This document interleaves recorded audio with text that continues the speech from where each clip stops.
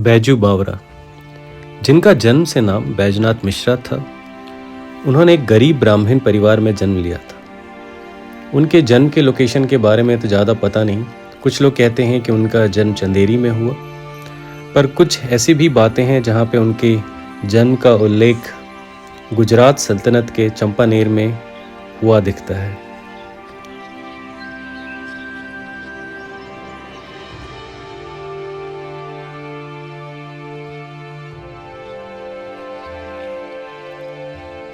उनका रहना लगभग 16th और 17th सेंचुरी में मुगल काल के दौरान हुआ।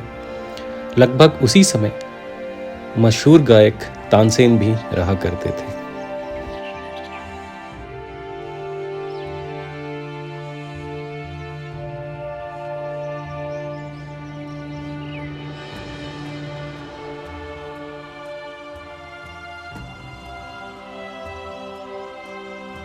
बैजनाथ मिश्रा अपने पिता की मृत्यु के पश्चात वृंदावन चले गए, जहां उन्होंने स्वामी हरिदास के सानिध्य में संगीत की शिक्षा ली।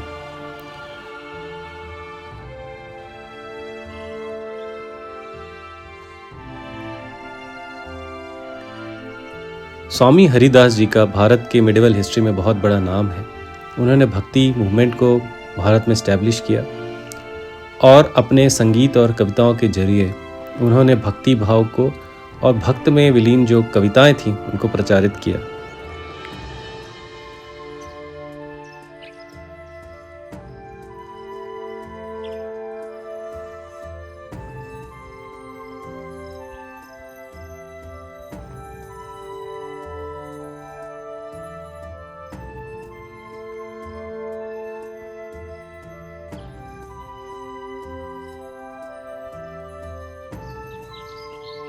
वृंदावन में जब बैजू बावरा जी की गायकी फेमस होने लगी तो उन्हें चंदेरी के राजा ने चंदेरी में बुलाया और राजा के कोर्ट में गाने के लिए कहा।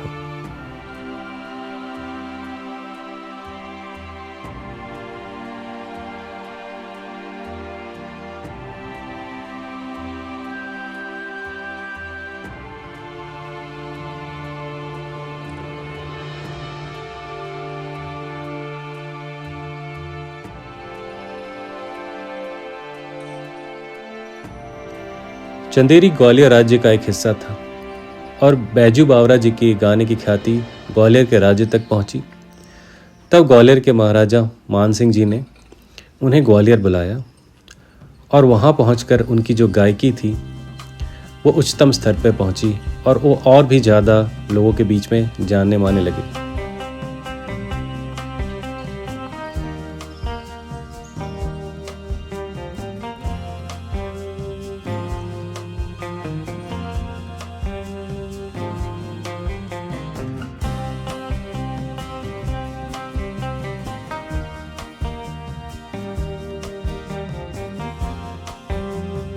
ग्वालियर राज्य के राजाओं का एक बहुत बड़ा कंट्रीब्यूशन है भारत के संगीत को, हिंदुस्तानी संगीत को, ध्रुपद संगीत और दूसरे फॉर्म के संगीत को आगे बढ़ावा देने में।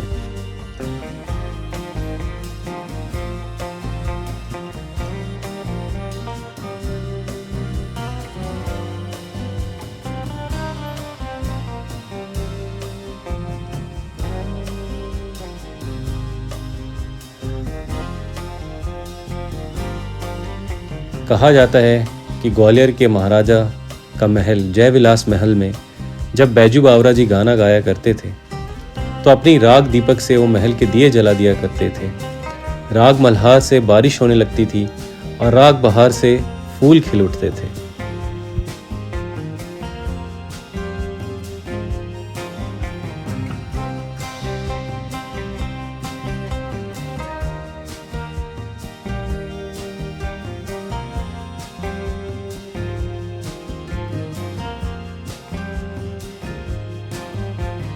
बैजू बावरा जी के बारे में और बातें हम आगे करेंगे, और तब तक आपको इस चंदेरी के किले के बारे में भी मैं कुछ बता देता हूँ जो आप मेरे साथ इस वीडियो में देखते जा रहे हैं।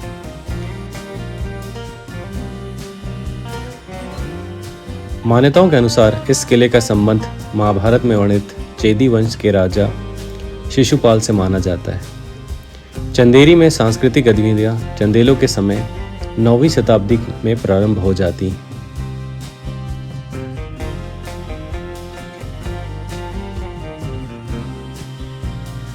मुस्लिम इतिहासकार इब्न बतूता ने 11वीं शताब्दी ईस्वी में चंदेरी का जिक्र किया है। 13वीं शताब्दी के अंत तक यह किला हिंदू राजाओं के अधिकार में रहा। सन 1304 ईस्वी में अलाउद्दीन खिलजी ने जनरल आइन उल मुल्क ने इस किले को अपने अधिकार में कर लिया।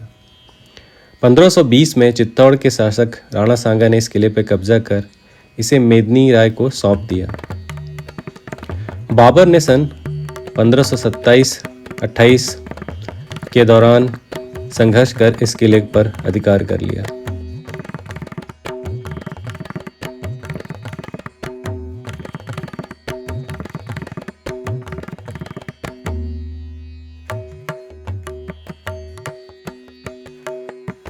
सन 1540 ईस्वी में यह किला शेर शाह सूरी के अधीन आ गया तथा उसने सुजात खान को यहाँ का गवर्नर नियुक्त कर दिया। अकबर के समय चंदेरी मालवा सूबे का एक प्रमुख मुख्यालय बना। कालांतर से यहाँ बुंदेला तथा सिंधिया राजाओं का अधिकार रहा है।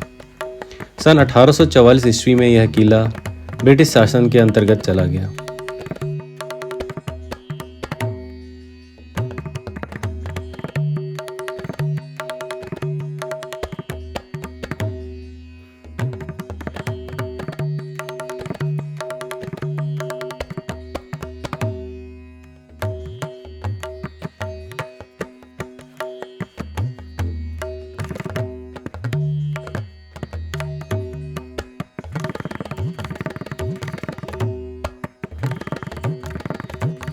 अब अगर हम फिर से बैजू बावरा जी के बारे में बात करें की बात यह है कि इतनी बड़ी हस्ती होने के बावजूद बहुत ही कम लोगों को और लगभग ना के बराबर उनके पूरे जीवन काल के बारे में पता है।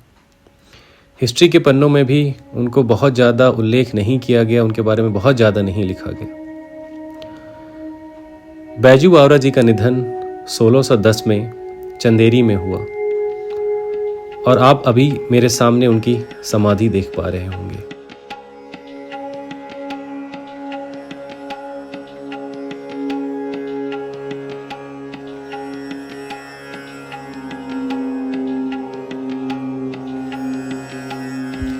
बैजू बावरा जी के बारे में कम जानकारी होने का दुख तो है, पर साथ ही साथ इस बात की खुशी है कि आज मैं उनके समाधि तक आ सका और उनके बारे में कुछ जानकारी इकट्ठा करके आप लोगों के साथ शेयर कर सका।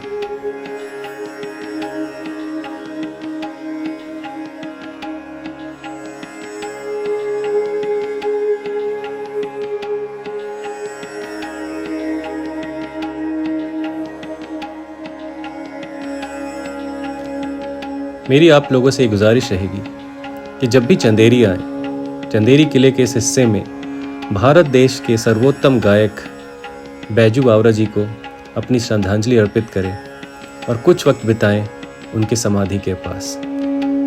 तब तक के लिए आपसे विदा लेता हूं, इसी वादे के साथ कि अगले हफ्ते फिर एक रोचक जानकारी, रोचक किस्से, रोचक जगह के साथ मैं आपके सामने हाजिर होऊंगा। तब तक के लिए नमस्कार।